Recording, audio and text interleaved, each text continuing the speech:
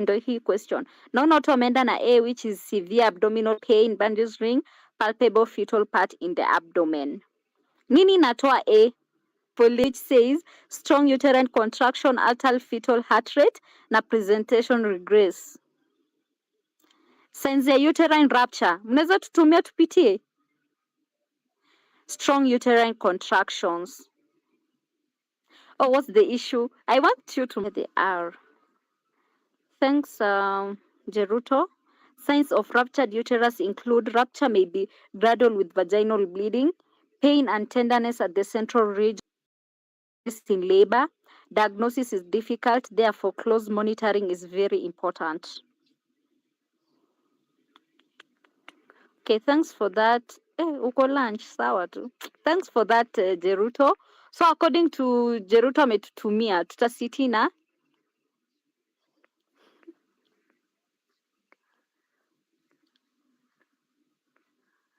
Tasitina. Aha, thanks for this, Sandra Natalie. Ametumia signs of uterine rupture. Abdominal pain or pain over previous years, abnormalities of the fetal heart rate and pattern, vaginal bleeding, maternal tachycardia, poor progress in labor. So according to all that tuna CT na nipate hapa CT ya watu 300 CTC.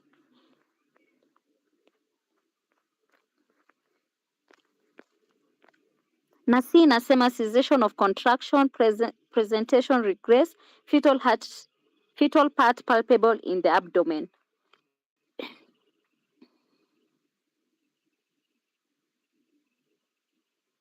Okay, mtu ajibu seal is the strong contraction at first, then cessation ama. Thanks, Kabi, for the evidence. So mtai-save kwa gallery musome. Okay, next question. TJ, next question.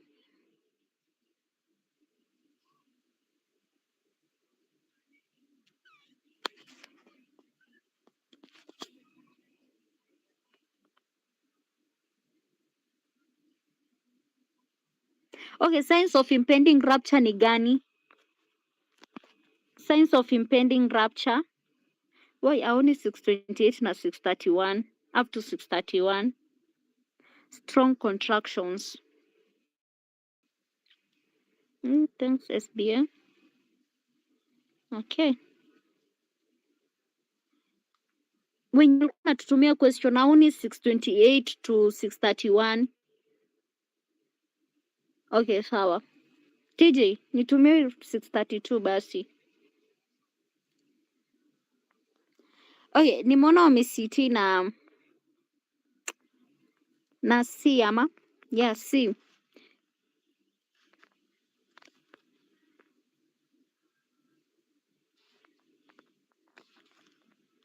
Kwanza, are we okay with that question yenye tumesiti nayo Manu? Iko kwa rupture. Me, I usually know inakwanga kwa obstructed labor. Ama? Okay, kuna notes ametutumia hapa. Ndo hii ametutumia hapa, anasema ruptured uterus, abdominal uterine contour bundle ring, tender abdomen and especially tenderness over the lower segment of the uterus and abdominal distension, easily palpable fetal parts or dislodged presenting parts, absent fetal movement and fetal heart rate sound. Here. Okay, it's so tutasiti na hiyo question if bundle string nini iko present. What will you city with in that question?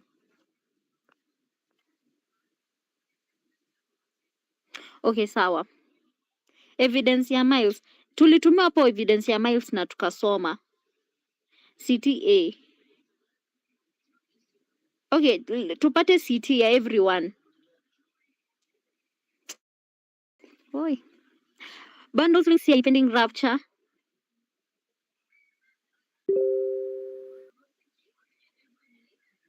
Okay. Okay. So we CT. CTC. Okay. Next question. Tumia hapa question next. Stakobali umesema uko lunch ama?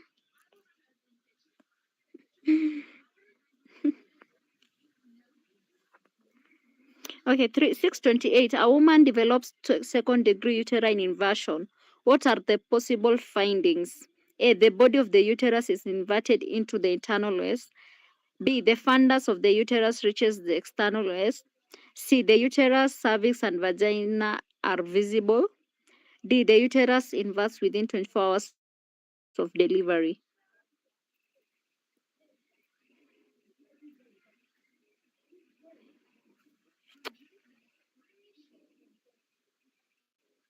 Tujibu 628.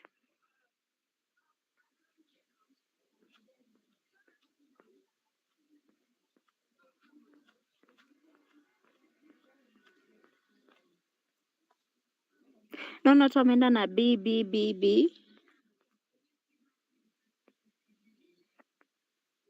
Naona everyone ameenda na B.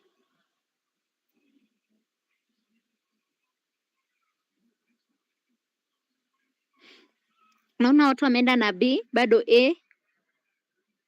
Nishukishe hiyo question hapa chini. TJ, unaweza niteremsha hiyo question? Na mtu atutumie evidence ya hiyo 628 hizo degrees tupitie. The first one, the second one. Someone atutumie hizo degrees. Inafikanga hadi fourth, si no? Someone to send it for us. Naona tu wameenda, kuna wenye wameenda na A na bado B. And A inasema the body of the uterus is inverted into the internal OS. B, the fundus of the uterus reaches the external. Okay, tutumiwe hizo degrees.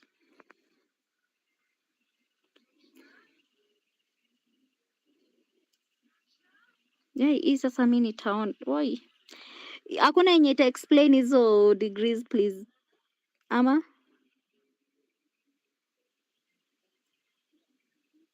First degree, the fundus reaches the internal OS. Classification of inversions. Okay, let me just start hapo juu. Acute inversion of the uterus. This is rare but potential life-threatening complication of the third stage of labor. It occurs in approximately 1 to 20,000 births. A midwife's awareness of the precipitating factors enable her to take preventive measure to avoid this emergency. Classifications of inversion. Inversion can be classified according to severity as follows. The first one, first degree, the fundus reaches the internal OS.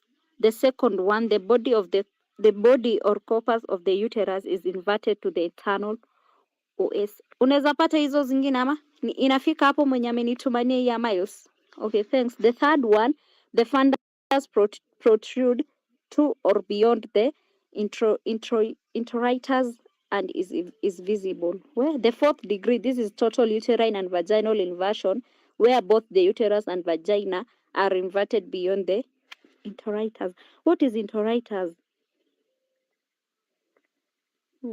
So tutasiti na hiyo 628 according to hizo zenye tumepitia kwa milestones. Thanks for this Swanje, Alice. So tutasiti na CTA or vaginal orifice. Okay, thank you. Tutasiti na A. Okay, thanks Nilan. Next question.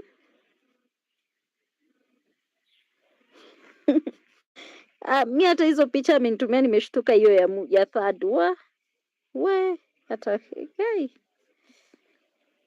So tutumie question morphine mwenyewe. So next question. Nikipotea museme, nikipotea mtu anaweza nishikia. Next question, nishapotea. Unasikika? My is not valid. Kwani hii net itaki kunipoteza? Tuko number 629.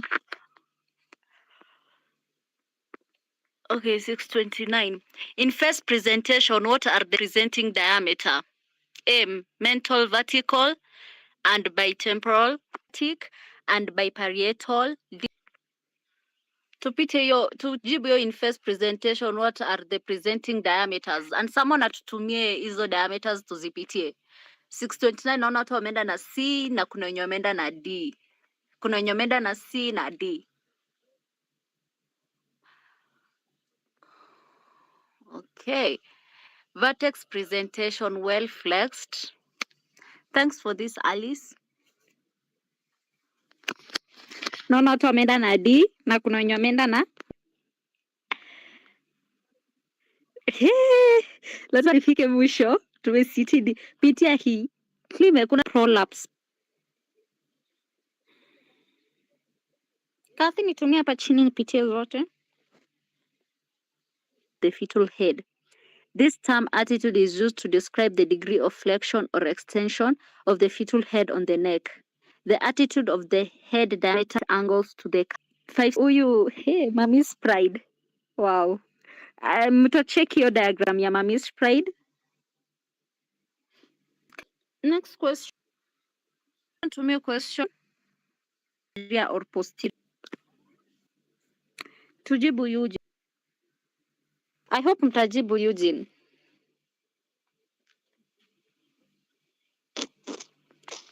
Okay, 630. Which one of the following includes management of preterm pre-labor rupture of membrane? I remember tulipitia hizi story.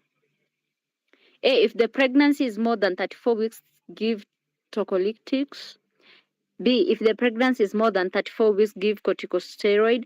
C, if the pregnancy is below 32 weeks and there are signs of infection, give tocolytics. D, if the pregnancy is below 32 weeks, give corticosteroid. I remember tulipitia your question na tukapitia D with guidelines, si ndio? PPROM. Ama hiyo si PPROM. Tujibu hiyo. Pitia tena. Okay. Nipitie question tena Guardiola ama? Guardiola. Not management. Oh, tulipitia management. Okay, naona watu wameenda na B na kuna wenye wameenda na D.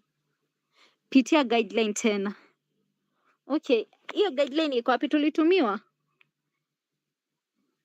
D. Naona watu wameenda na D na B. So kuna watu wa D na B. Someone please share the guide.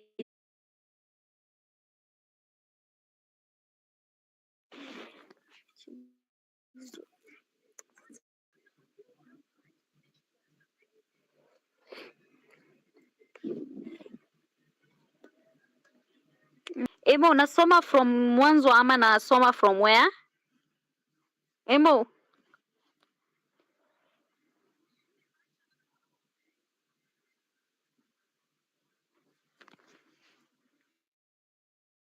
Yote. Emo, unaweza fungua mic kutusomee please. Emo. Unaweza fungua mic ana someone to read for us that Emo ametuma. Okay, thanks for this Jeruto. Thanks for this Alice. So nitapitia kwanza ya Alice then hiyo ya Jeruto. Preterm pre-labor. Nataka kupitia hiyo ya kwanza, nataka kupitia hiyo nie. Zuri lisome. Because na strain. No, thanks. Okay, thanks. Where the fetal membrane rupture without the onset of spontaneous uterine activity and the consequential cervical dilatation. It affects 2% of pregnancy and placental abruption is evident in 4 to 7% of women who present with PPROM. The condition has a 17 to 2% recurrence rate in subsequently pregnancy of affected women. There is a strong association between PPROM and maternal vaginal colonization with potentially pathogenic microorganism, with 30% incident of subclinical chorioamnionitis. Infection may be both precede and cause or follow PPROM. It's also more common in smokers and recreational drug users. For example, cocaine users, preterm pre-labor rupture of membrane is associated with 40% of preterm births. Okay. Risk of PPROM, imminent labor resulting in a preterm birth, chorioamnionitis, which may be followed by fetal and maternal systematic infection if not treated promptly. Oligohydramnias prolonged PPROM occurs, cord prolapse, isn't it risk factors, malpresentation associated with prematurity, antepartum hemorrhage, neonatal sepsis, psychosocial problems resulting from uncertain fetal and neonatal outcomes, and long-term hospitalization, increased incidence of impaired mother and baby bonding after birth. So management, a woman will be admitted to maternity unit, careful history is taken and rupture of membrane confirmed by sterile. Umenitumia tu hadi hapo. So management ya hiyo PPROM,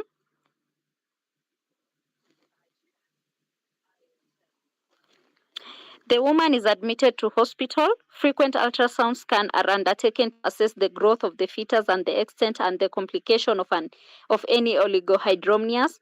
Corticosteroid are administered to mature the fetal lungs as soon as PPROM is confirmed. Should the baby be born early?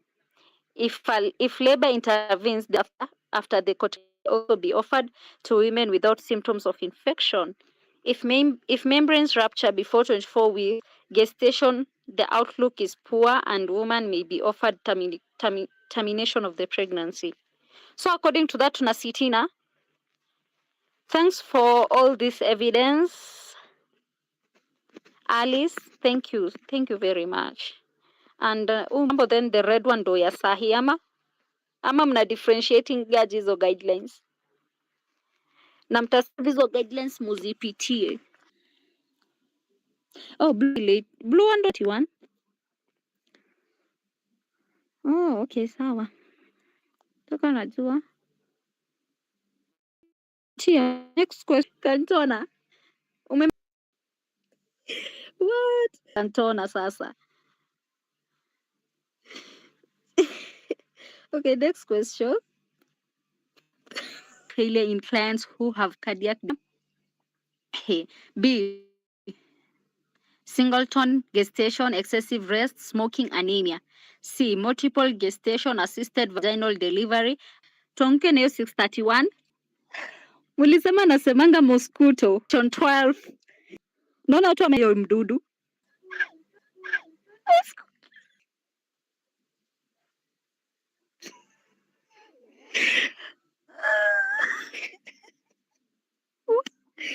$631. Yeah. What? But I'll just call it Suda. Okay, I will call it Suda. Naona watu wameenda na D, wengine wameenda na A. So tupate evidence ya hiyo 631 tupitie then we yo.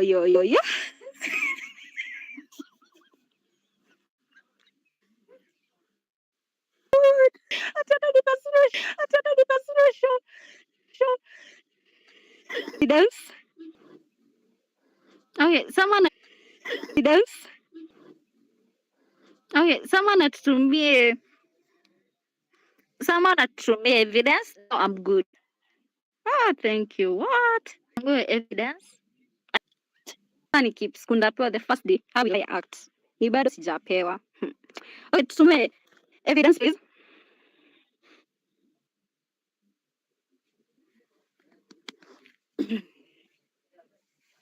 Unajua Cantona na Climax bado wako kwa kichwa. Do you know Cantona and Climax bado wako kwa diameters?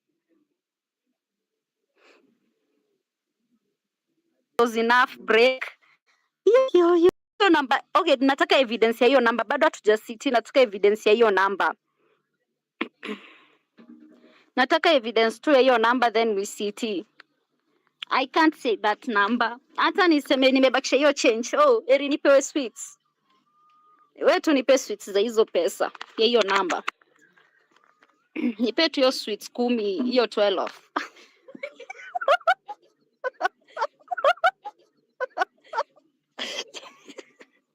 Okay, nitumie questions. Please nitumie your question tukitafuta evidence.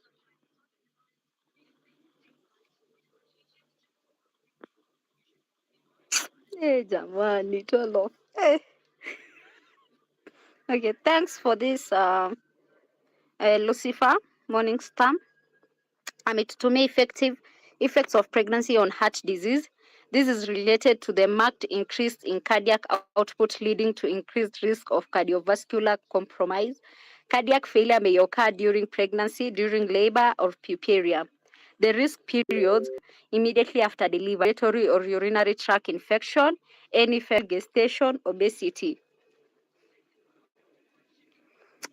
Jamani. What? So according to nitumie hiyo question hapa tena chini.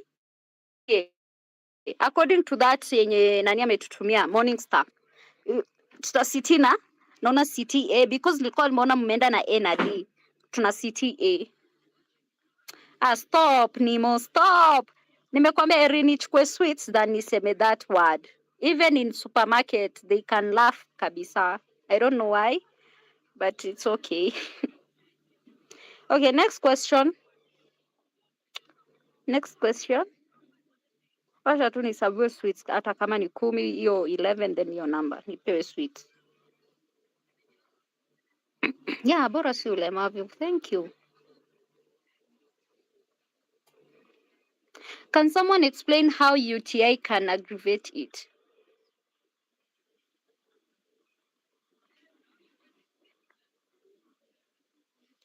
Okay, Jackie, why not D? Kathy, unaweza niteremshe hiyo question hapa chini?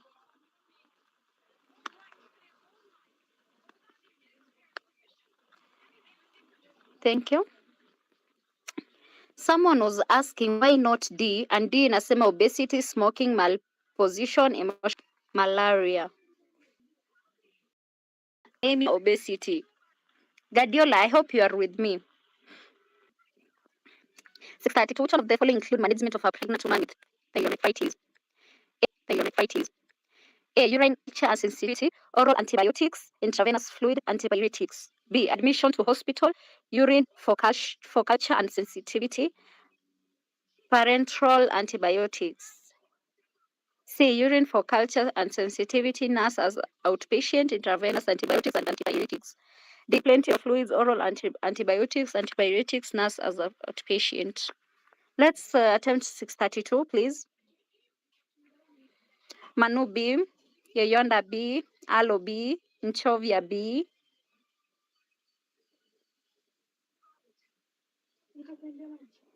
Naona Sandra Natalie B, Bloom B, Marion B. I see like everyone mumeenda na B. Rington ameenda na D. Karo Nyam B. Riri ameenda na D. Okay, kuna B na D.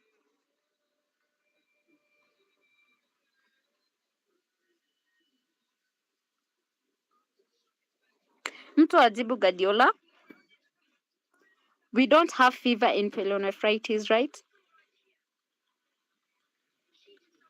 Kwanza pyelonephritis ni inflammation ya? Someone to tell us ni inflammation ya? Kidney. Okay. Okay, someone to send for us to PTA. Can you nurse the patient kama ako outpatient?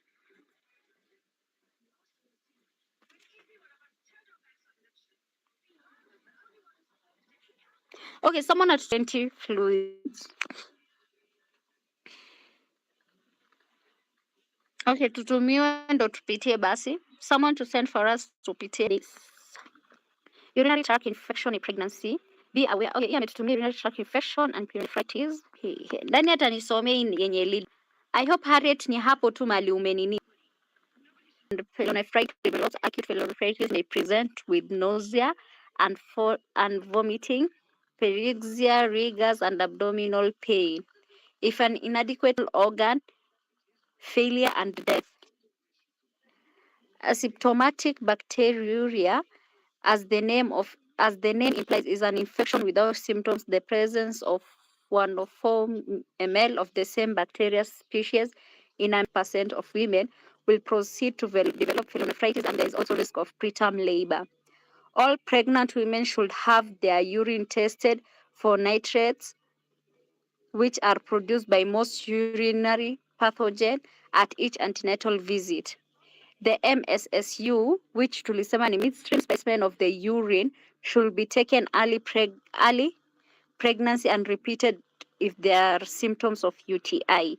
Treatment is with antibiotics according to the culture and sensitivity from the MSSU results. The MSSU should be repeated following treatment. If the causative organism is group B Streptococcus, an alert note should be placed on the woman's maternity case notes. The midwife should encourage the woman to drink at least 2 liters of fluid per day, comply with antibiotics therapy, give advice on personal hygiene, especially following maturation, and recommended cranberry juice, which may reduce infection and its symptoms, labor, and immediate postnatal period. Urinary catheterization should be avoided if the UTI persists in the postnatal period. Then further investigation are indicated. Oh, oh wow. So, okay, guy poleni, woi. Unajua mna chat sana. Aki Harriet, ninasoma hiyo yenye Harriet highlight.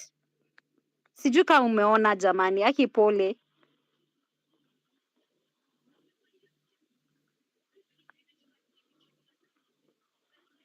Yes.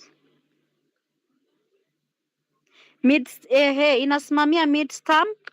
Mid what? Nimesoma hapa kwa Harriet.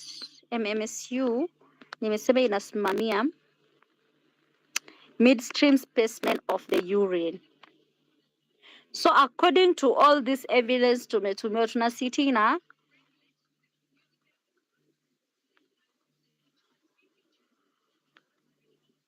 tunasitina thanks for all this evidence, Travis, Nyokoya, official Andy Chelu, and GM Kena na Harriet na Linda Wanga. Mtu niliona amesiti na D. Bado kuna mtu amesiti na D na bado A.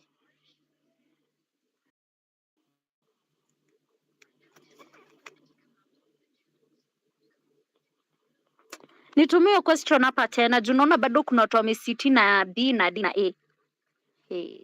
Tebu nitumie question hapa chini. Okay, nimeona ni IV antibiotics. Nimesoma hapo tu ni IV antibiotics. Okay, ndio question. Which of the following include management of pregnant women with pyelonephritis? Urine for culture and sensitivity tumeona. Intravenous fluid nimeona. na si oral niliona ni IV. So hapo kwa oral tutatoa A. Then kwa B, admission to hospital, urine for culture, parenteral antibiotics.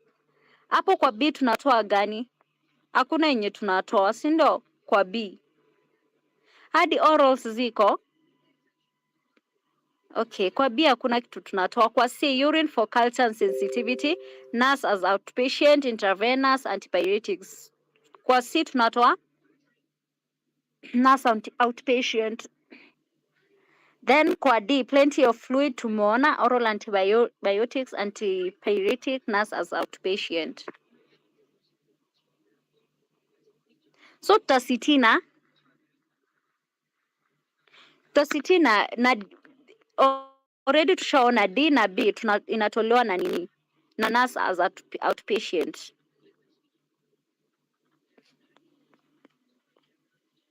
Na tumeona the effective one ni IV, right? So tutasitina CTB. Ya hii yenye pia Kathy amenitumanishia hapa chini nimeona. admit to hospital, IV antibiotic therapy, antipyretic, analgesia therapy as needed, blood culture if febrile, consider renal ultrasound if does not respond in 24 to 48 hours. Okay, next question. Okay, next question.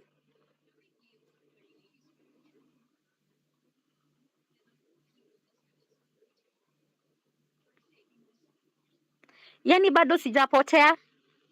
Guys. Okay, tuko number. Okay, 633. A low birth weight baby is 1, A, born before 37 completed weeks. B, whose weight at birth is below the 10th percentile for gestational age. C, weight is appropriate for gestational age. D, birth weight is below 25 regardless of gestation. Tonke na hiyo hata tuna CT, si ndio? Ama okay, naona everyone ameenda na D. Thanks for this, Jess. Kwani tulikuwa tume-CT watu huko juu? Okay, thanks, Jess. Okay, naona watu wameenda na D.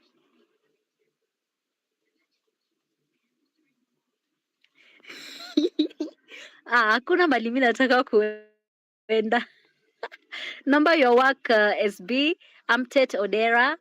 Number your work, Achienka. Hakuna mtu mwingine haja number their work.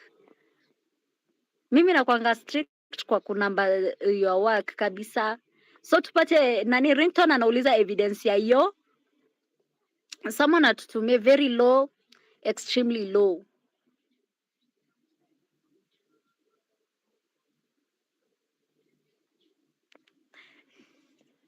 Jamani Eugene. Imagine nataka kuenda.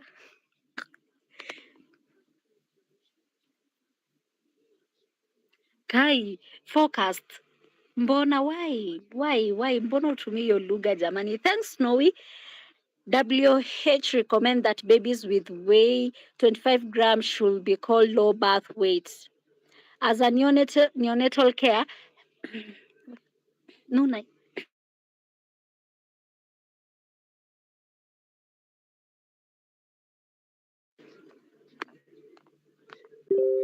Okay, as neonatal care has become more effective and babies are surviving at earlier gestation, new LBW categories are now recognized. Low birth weight refers to a baby whose birth weight is 25 grams or less, regardless of the gestational age. Very low birth weight refers to a baby whose birth weight ranges between 1,001 and 1,500. Extremely low birth weight refers to a baby whose birth weight is 1,000 grams and less. So tasiti na according to hii nani ametutumia. Thanks Brian. Brian, how are you? Niliacha ukituambia tu hey. Niliacha tu ukisema hey. So hatukujua ni nini shida. I hope you are good. So to sit hiyo according to nini evidence nimesoma.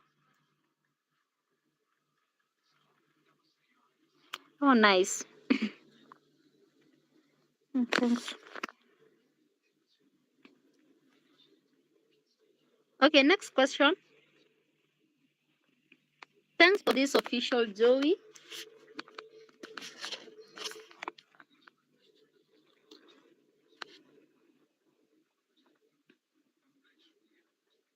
Thanks, Concepta again. So next question.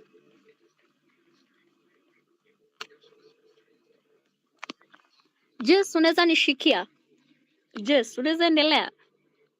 634. Which one of the following is not predisposing factors to amniotic fluid embolism?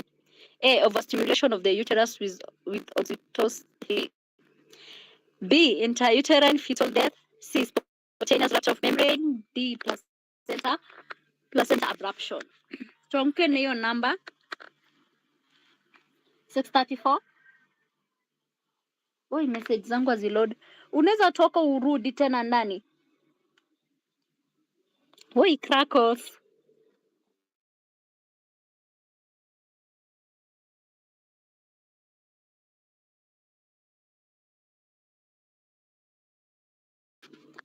Okay, right now crackles zimeisha. Okay, now we are good. Crackles zimeisha. Someone atutumie hizo 634. Atutumie question ya 634. Naona everyone kuna wenye wameenda na B na bado kuna wenye wameenda na A.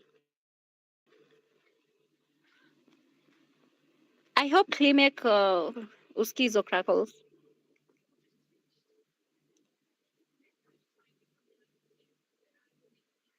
Na kuna wenye wameenda na C. Okay. Kuna wenye wameenda na A na bado B na C. Someone atutumie amniotic fluid embolism notes zake tuzipitie. Tuone predisposing factors zake. Someone atutumie please. Dot, unaweza number your work. Someone atutumie hizo notes tupitie ya amniotic fluid embolism. Ni amniotic inaendanga wapi? Thanks for this official Joey. Yeah, it's not. So we need to know which it is ndo tuzitoe. Sawa Iron Girl. Tunazisoma tu tujue alafu ndo tubaki na yenye which is not. Yeah. Okay, amniotic fluid embolism. A rare but threatening condition. Sign and symptoms: sudden shortness of breath, drop in blood pressure, seizure, chest pain, rapid heart rate, tachycardia, massive bleeding, loss of consciousness, cardiac arrest. Causes or risk factors: labor or cesarean delivery, uterine trauma, placental abruption, advanced maternal age, multiple pregnancy. Treatment: CPR, oxygen and ventilation, blood transfusion, intensive care support, managing risk and shock. So prevention, there is no known way to prevent amniotic fluid embolism. Early recognition, fast response, skilled obstetric team to save life. Okay, kuna ingine hapa nimetumiwa na Alice. Wow, your handwriting is so ni tamu. Inakaa smart. Wacha niseme ni tamu. Predisposing factor. Predisposing factor.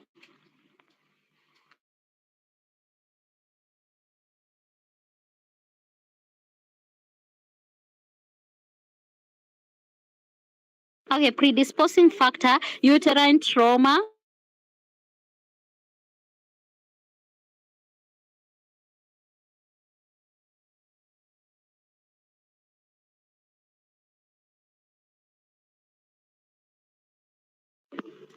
Okay, uterine trauma occurs in hey.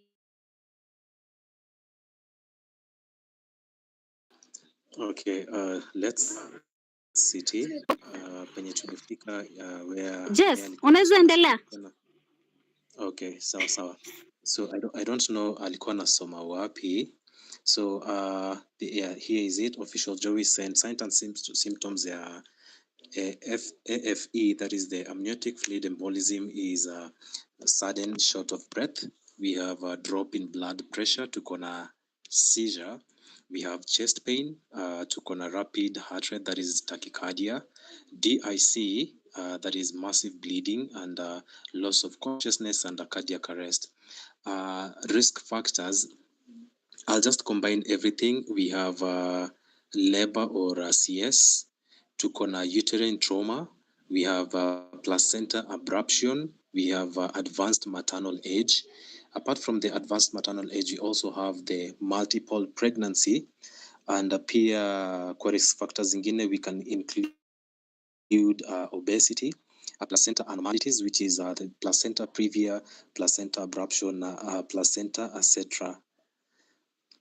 Then we have pre-eclampsia and eclampsia. We have the male fetus, tuko na instrumental vaginal delivery, dilatation and evacuation, induced and augmented labor, and cervical lacerations.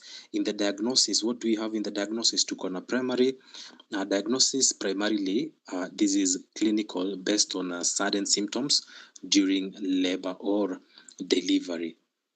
Okay, and kwa diagnosis pia we do blood tests.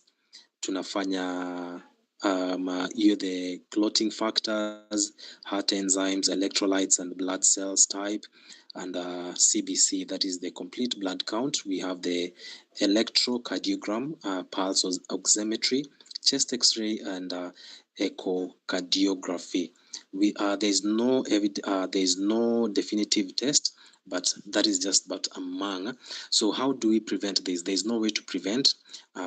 If you diagnose it early or early recognitions and the first response in terms of treatment, that is how you're going to prevent the amniotic fluid embolism, and also skilled obstetric teams that can save lives. Treatment yake, you do cardiopulmonary resuscitation, oxygen and ventilation, blood transfusion, and intensive care support, and you manage DIC and shock. Na kama umeunmute tafadhali, kama umeunmute, kindly mute for me. I'll really appreciate. Okay, sawa sawa. Ati umesema managing what? Ama AFE, amniotic fluid embolism. I think that is what I mentioned. Okay, so we continue. Niongeze sauti. Okay, sauti yangu iko 100%. VCT. Oh, so something has been shared by Linda.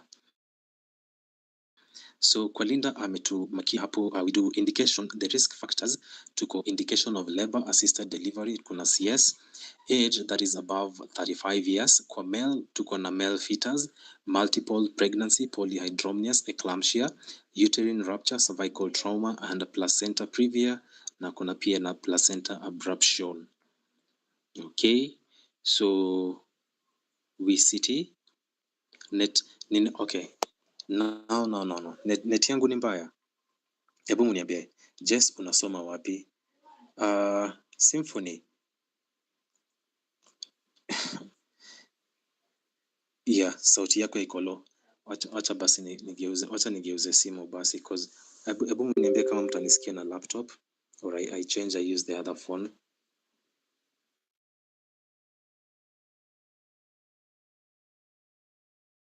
Am I audible? Hebu mniambie kama niko audible. Are you whispering? Kena? I'm not whispering. Uko sawa? Saizi iko sawa? So let's go. Yani male fetus wako na violence hadi kwa womb. Sauti iko chini, volume iko 200. Saizi iko sawa?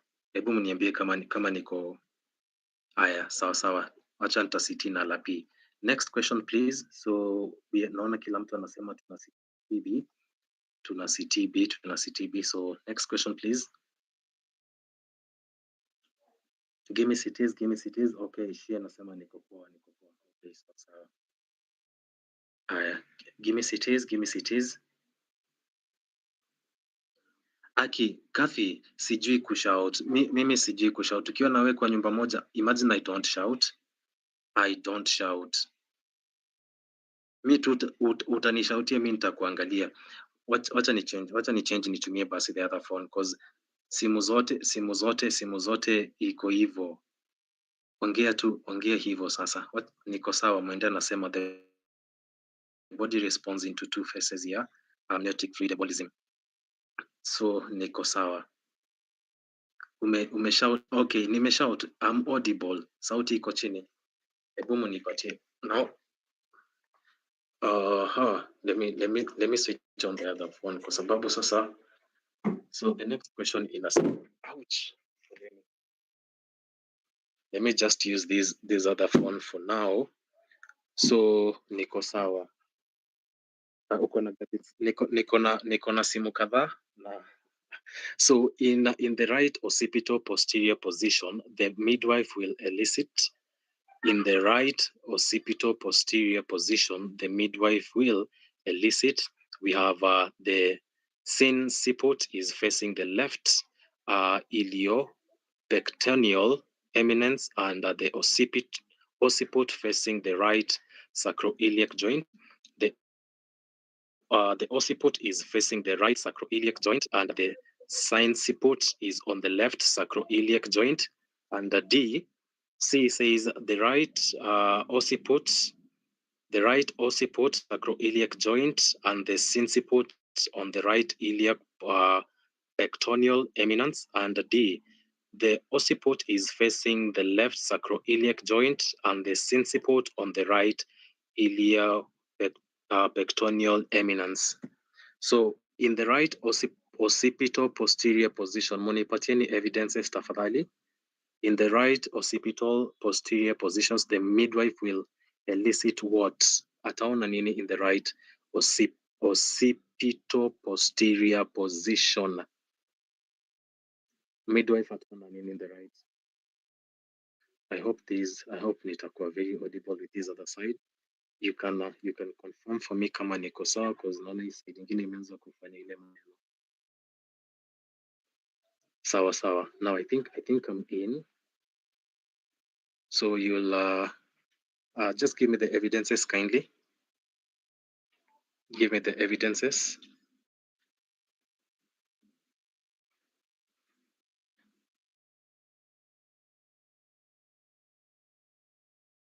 Tell me, am I audible? I hope I'm now audible. So naona kila mtu ana city, we're sitting with a D. And no, Bosire, I'm not. So I'm seeing we are sitting with A and D. So let me just go back. Something has been shared by Nyaira. So we have tuko na risk factors. Hisi risk factors ama ni different. Okay, so I'll go through that. So where were we? I'm trying to. Okay, so I think now we are good. Sauti iko sawa. I hope now niko sawa.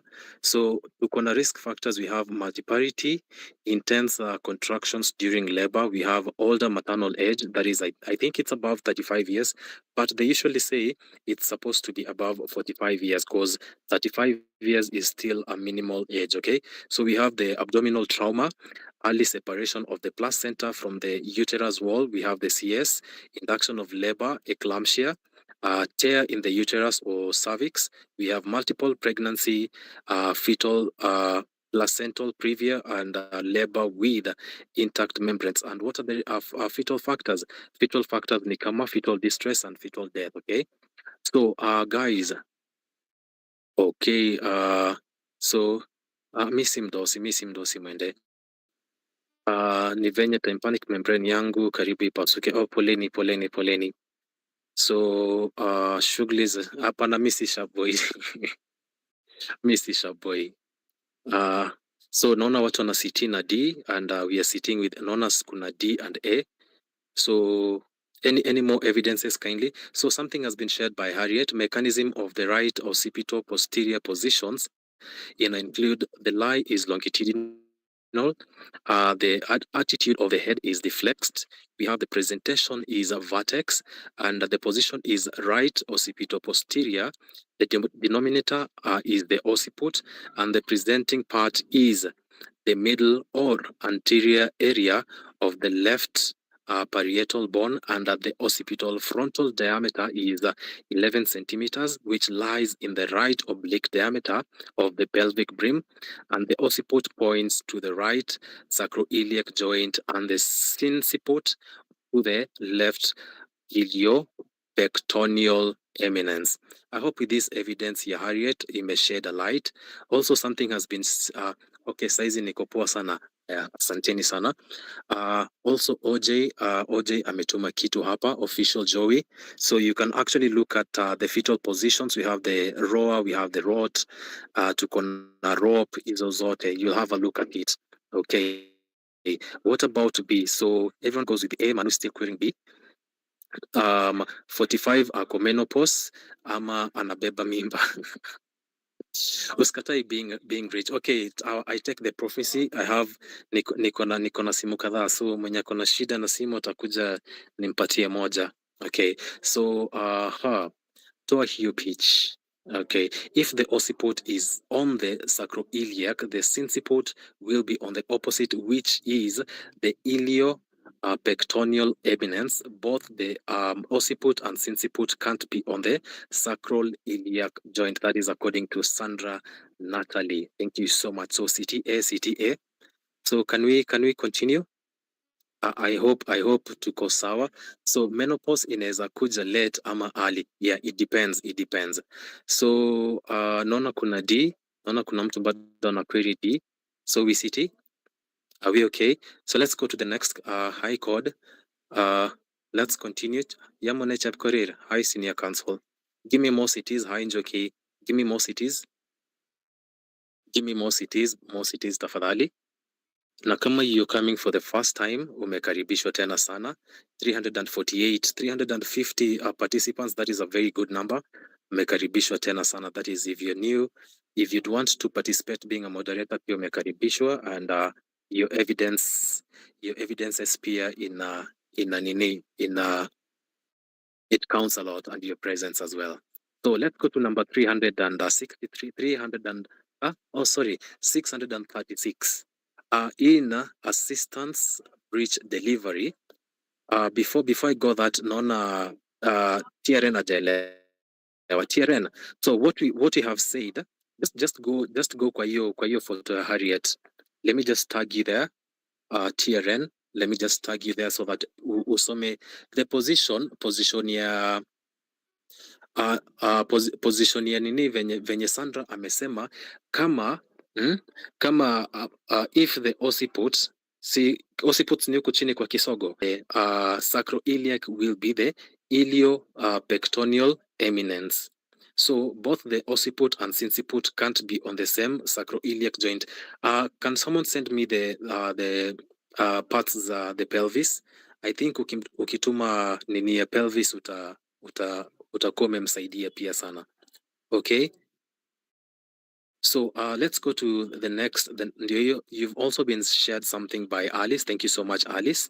So we are going to 636 in assistance breech delivery. What is breech delivery? So in assistance breech delivery, to deliver fetal legs in a frank presentation. Okay, in assistance breech delivery, to deliver legs in frank breech, which maneuver should the midwife apply to deliver the head? In assistance breech delivery. Okay, breech delivery, tukikuja kuongea kuhusu breech delivery, what do you understand by breech delivery?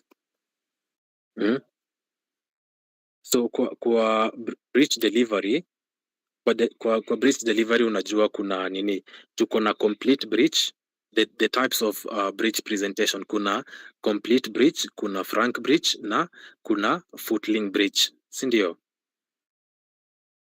Tuko sawa hadi hapo? Aya, tukisema kwa frank breech, this is where the hips ziko flexed and the legs are extended against the head, which accumulates to almost 70%. Alafu kwa complete breech, this is where hips na knees both ziko flexed. You know, the flexion, distension, hyperflexibility and all that. Then we have the incomplete ama, the footling breech. So one or both legs are extended below the bottom. So what causes breech delivery? Kuna prematurity, we have uterine issues, that is kama fibroids, abnormal shape here, the uterus. We have placenta previa, placenta previous breech. Okay, so let's go to the answer. Let's go to A. Is it Lovset? Lovset. We have Morris Smallvet. Tuko na popliteal fossa press ama tuko na Burns Marshall. So naona kila mtu ameanguka B. Alafu yeah, thank you so much for this. Let me also save this for the pelvic bones. Thank you so much. Anajita dot akintakwita dot sawa sawa ka dot. I'm not thinking of any other thing. So Bryson B, dictator, kila mtu ameanguka na B. So Alo says delivery of the head, oncoming head, Burns Marshall. In the second stage, we have extended leg, that is the frank, which is the pinard. We have extended head after after coming, we have after coming head, that is the Marseille's small vet and extended arm is the love set. So VCT, thank you so much for this. Alice pia ametutumanishia something hapa. So we have the types, we have the complete bridge, we have the complete bridge with extended legs, we have the frank bridge, penye the buttock presents with the hips flexed against the chest, and we have the footling presentation, and we also have the knee. We've also gone through what are the causes and all that, sindio? So thank you so much CTB. CTB nimetafuta peanuts hiyo. Oh, kwa Frank, so nimetafuta peanuts hiyo ni, so VCT nimeuliza heads your legs. Okay, so let's CT, thank you so much. Give me CTs, guys. Thank you so much, Kimboy, Dreamer, I see you. So for me, Frank is a deflexed head armor. Difference, yeah, oncoming head and after oncoming. Okay, bonus uni, see your popliteal fossa. Okay, so let's discuss something cool. So the popliteal fossa. What? Okay, tukienda na anatomy. What is the popliteal fossa? Let's just use the anatomy.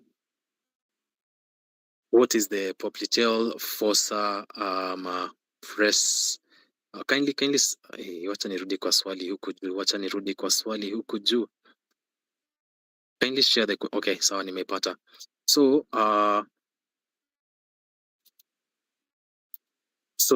what do you understand about the popliteal fossa? So popliteal fossa hii ni kama just a diamond shallow depression located at the back of the knee joint.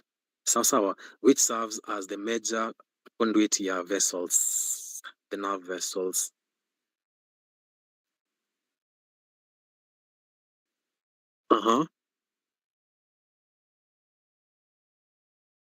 I hope tuko pamoja. Yeah. You ni behind the knee. Okay, sawa. The part the popliteal is behind the knee. Hiyo shimo iko sawa. I hope sasa Manu umeelewa. Burns Marshall, wacha tu tuseme kuhusu the Burns Marshall maneuver. So the Burns Marshall hii ni it is just a technique whereby in allow mtoto ahang, sindio, ahang na weight yake, sawa, until the neck itakuwa visible. Okay, so Burns Marshall is a technique used in breech delivery to assist the delivery of the aftercoming head. So it involves allowing the baby to hang by its own weight until the nape of the neck is visible, followed by holding the feet and lifting the body in a wide arc towards the mother's abdomen. Okay, I hope tuko pamoja mpaka saa hizi. So you've been shared something about the popliteal fossa. So kuna mtu amenua. So types of breech tuko na hiyo, the frank where the hips are flexed, legs extended, which is most. Hey, Kathy, how many times have I called you? How many times have I called you, Kathy? Unanua tu nikisoma. May thunder strike you. Ameanua. Anyway, lakini nimejua, hey, watu wangu, what is not happening? Unanua tu evidences zenyu, sindio? So give me cities. We continue. Give me cities.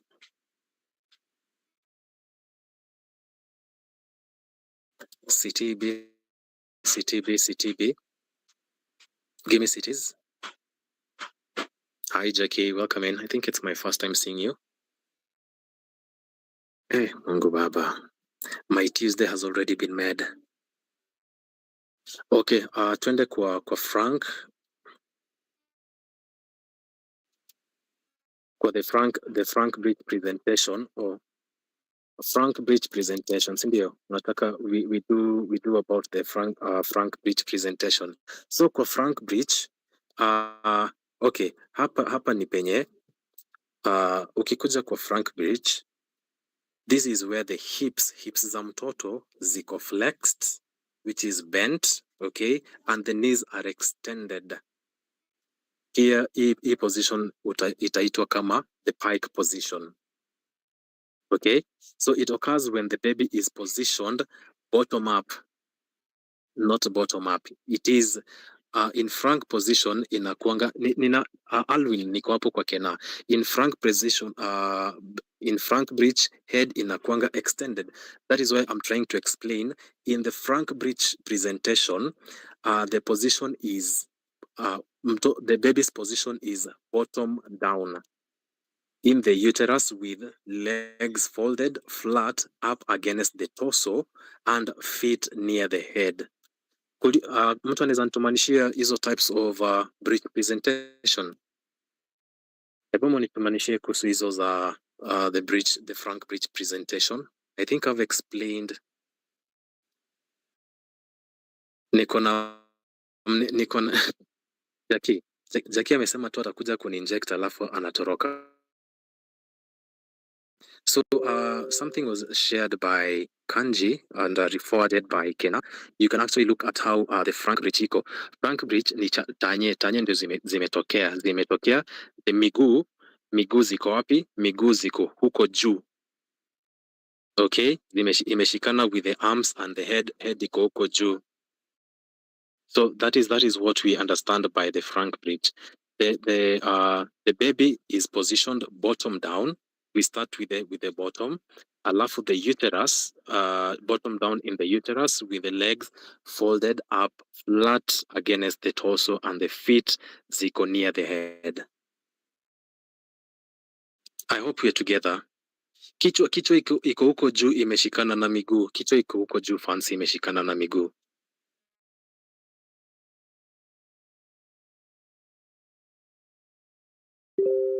So Alice ametuma so Alice has sent something about the Maurice anasema jaw flexion and shoulder traction used to deliver bridge with extended head, mainly used where there is delay in descent of the head because of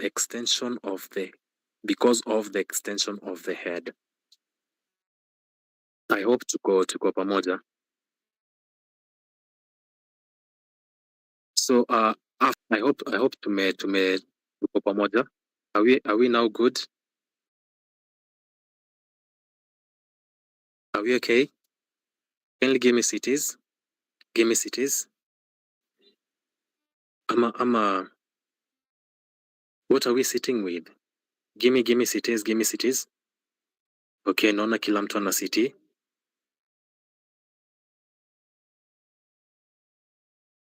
So you're saying you can't say, okay, I don't where the legs are. Look at the hips venye ziko. Okay?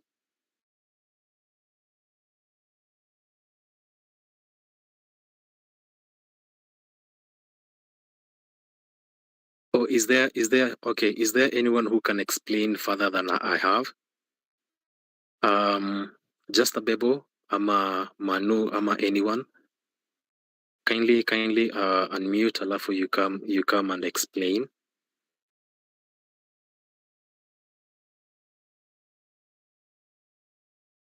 Okay, can I try to explain? Go ahead. Can I have that question down kindly to just bring the question down? Feet or legs. Without delivering the feet or legs, you'll not be able to deliver the head. So the question, as per my interpretation, for the legs or a Barnes Marshall, both of those will deliver the head. So you will not go with B and leave D. Both of those will deliver the. Thank you.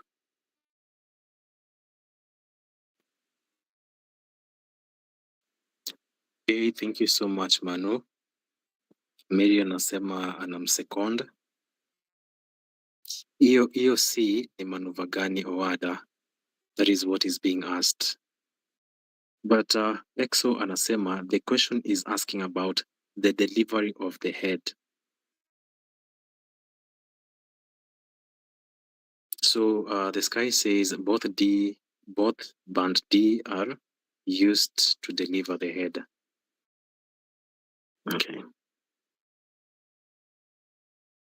So Manu, read the second part of the question.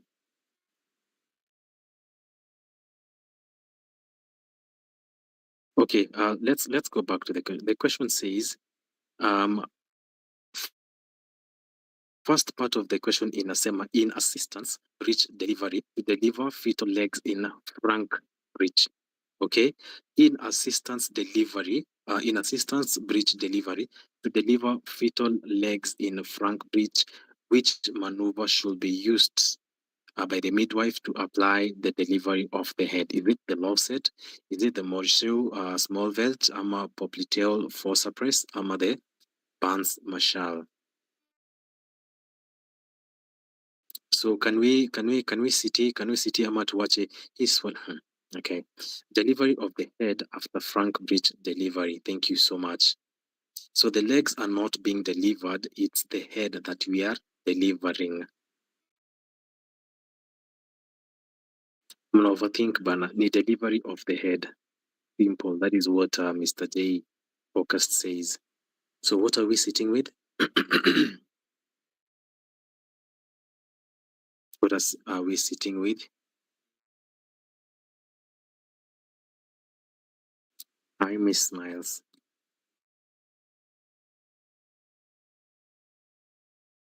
So I think EOC, I don't think ni maneuver. Okay, so we see TB.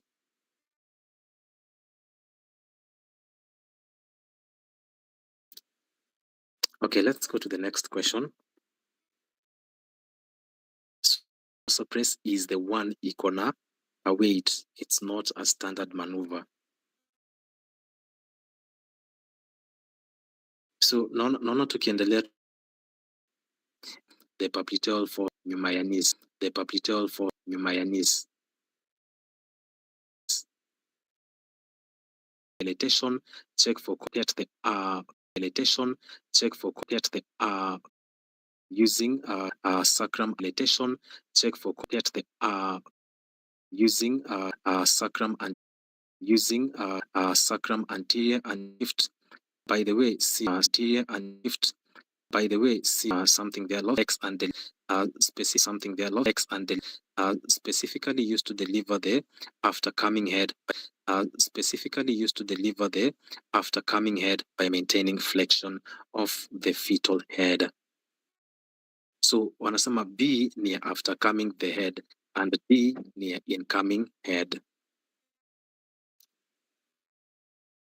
Ooh. Can I just so what are we sitting with? What are we sitting with? Are we sitting with B ama D?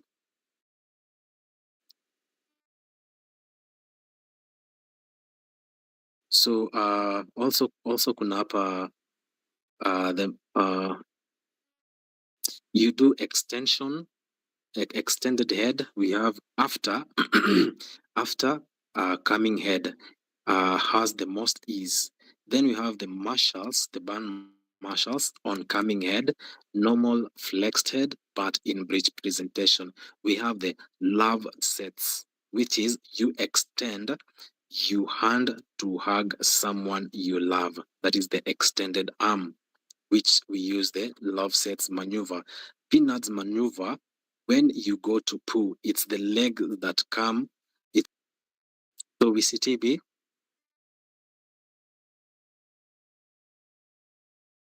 So I think Manu, iko explained natakuja kutackle that one. Let's go to the next one. Let's go to the next question. So I allocate. So no, Mofina yuko hapa. Sasa mwenye alisema I want to, I think I'm going to pick new people na msipote. So I'll just pick random. Nimepata mtu mmoja. Shiro na nani. Let's see. Shiro and Dragonus. Shiro and Dragonus. Alafu mtuongezea morphine hapo. Shiro and Dragonus wakiwa na morphine. So something has been shared by Eugene, anasema delivery using the Burns Marshall technique is no longer advised due to concern of the overextension of the fetal neck causing permanent cervical nerve damage. So wamesema to CTB. Are you guys sasa tuko sawa? Are we now okay? Thank you so much for that. So we CTB. Okay, sawa. Naona Shiro amesema. Okay, let's go to the next question, please. Next question. Oh, you have a book. Please send Mr. 637. One of the following includes management of tuberculosis and the newborn. One of the following includes management of tuberculosis and the newborn. So this is TB in the newborn. So if the woman has been on treatment for more than 2 months to her EDD and is smear negative, give the baby prophylaxis, which is the isoniazids. Give me the prophylaxis, alafu munisaidieni na prophylaxis za TB. If the woman has, when are we not supposed to give BCG? That is another one that I'd want you guys to tell me. And C, if the woman is smear negative and has been on treatment for more than 2 months of her EDD, give the baby BCG. And finally, if the woman has been on treatment for less than 2 months to her EDD, give the baby BCG. So something has been shared. Let me just save this. Let me just download it. Thank you so much. Thank you so much for this, Mr. Eugene. Zenye zinatumika in TB, that is in general.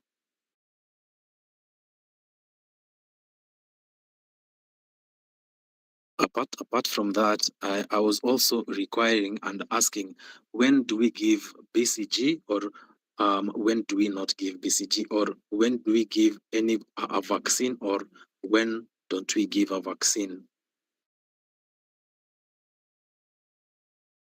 So Nadine says symptomatic are not given BCG and yellow fever.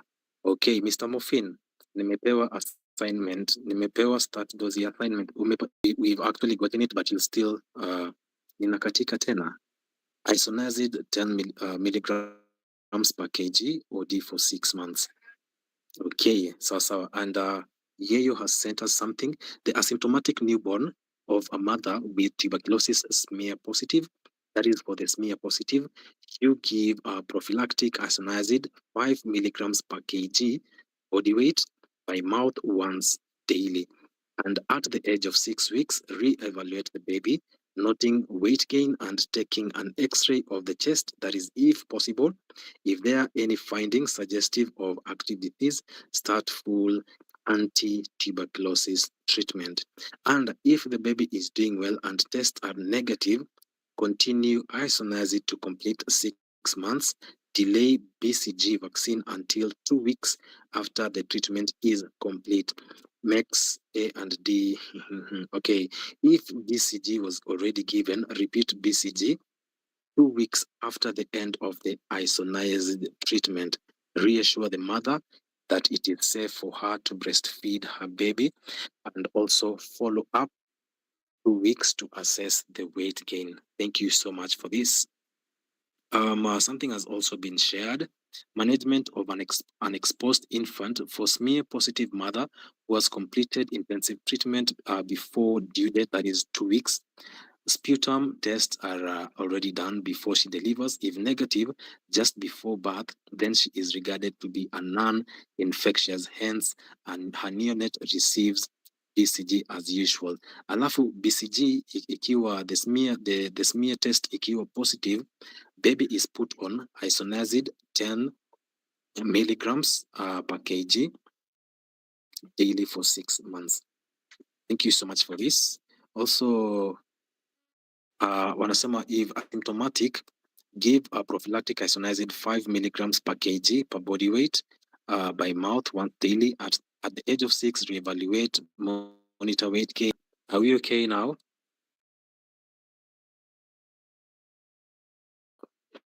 Are we okay? Kuna mtu we continue.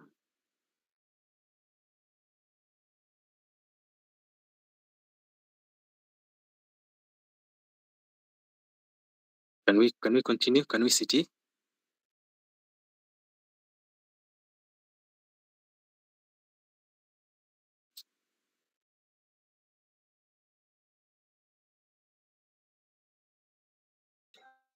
Guys, can we sit? Hey, Faith unaambiana happy birthday na mimi niko njaa hapa bana. Naambianga mkikuja mumute mics zenyu. So let's go to the next 638. When performing vaginal examination, eliciting a rounded brim, generous full pelvis, straight walls, but blunt ischial spines and a suprapubic arc of 900 is an indication of what? It is just basically asking us if we know the types of pelvis. So tuanguke nayo. Tuanguke nao, unaona kila mtu ameanguka na C. Faith, hata mimi nataka ukuje uniambie happy birthday. I'll be celebrating 2 birthdays in a year. Birthday ya kwanza ni ile ya kubatizwa, alafu birthday ya pili ile sasa ile ya kuzaliwa sasa, the initial. So kila mtu ameanguka na C. Hiyo ni kama kuna pingamizi, so we can continue the next question. Yako na yakati. Ala. Okay. So let's see. I have 639. Give me cities. Thank you so much, Jean. I see you, Nadine. Naomi Chepkemoi. I see you. Yamune. Andy, Nilan, Rachel. So let's go. It's me. Okay. 2639. After alteration of fetal circulation, the temporary structure becomes ligamentum teres. After alteration of the fetal circulation, temporary structures become ligamentum teres. Is it the ductus anterius, umbilical vein, ductus venous, ama the foramen ovale? Nadine ananiambia time is up. We are almost there, Nadine. So something has been sent by Cantona. Galeal hemorrhage is usually associated with encarmosis, which indicates basilar skull fracture, collection of leakage of blood to the eye. That is for HIV exposed baby. Daily for confirmed HIV case, give 10 milligrams per kg for 6 months. Wait for 2 weeks. Thank you so much. That was the previous question. So 639, naona kila mtu ameanguka na B. Kila mtu ameanguka na B. Give me cities. Alafu tumalize ya mwisho 640. Oh, ni Lorin. Mimi karibu nikuite Lori. Okay, the last question. Mtu atume swali. Tumalize. Usicheke tafadhali Hamei. Unataka nipigwe vita? Unataka nipigwe vita? Ovalis. Naona watu wanauliza fossa ovalis. What is a fossa ovalis? So, fossa ovalis. Hey. Yani umesema tu nikunje kichwa. Let me finish this. 600. We don't have okay. During a history, taking a pregnant woman gives history of having had one previous delivery to a viable baby. Which term should be used to refer to her? Is she a primigravid? Is she a multipara? Is she a nullipara? I'm a primipara. So let's discuss what is a multipara, what is an alpara. So something has been shared by Dot.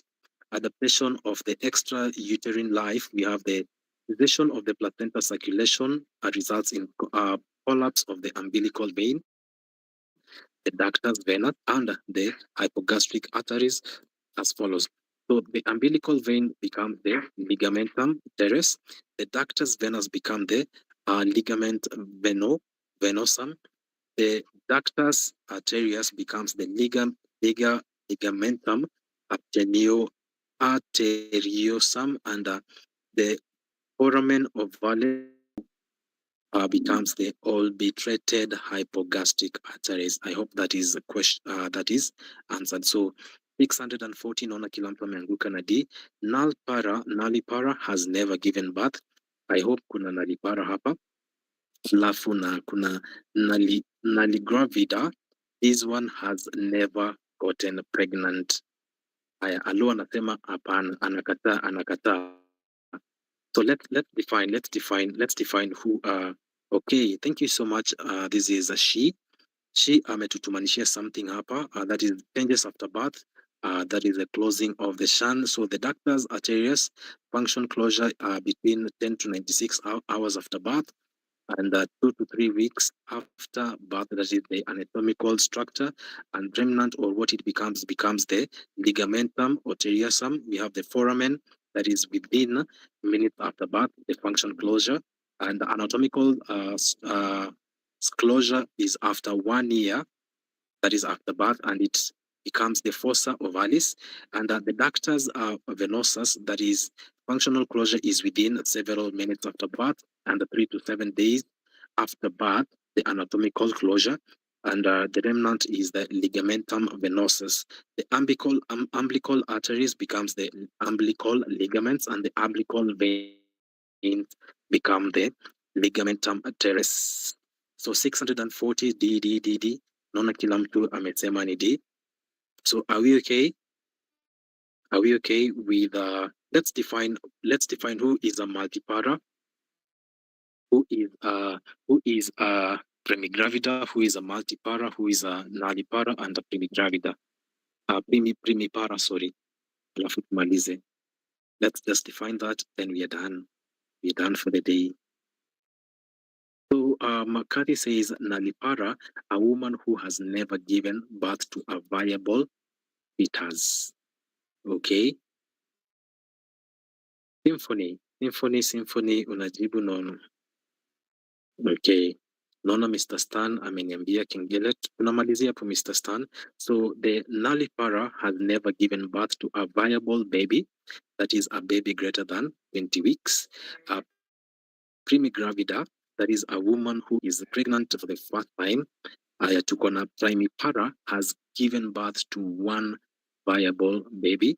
Kenna says the client has already delivered one visible baby. Why not multipara? Okay. So unaona kila mtu ananitumanishia hapo saa. Tumemaliza. So thank you so much my people. It was good to have you. Naona watu tunaambiwa tukimbie kwa unit wise. Thank you. Kathy, you can end the session.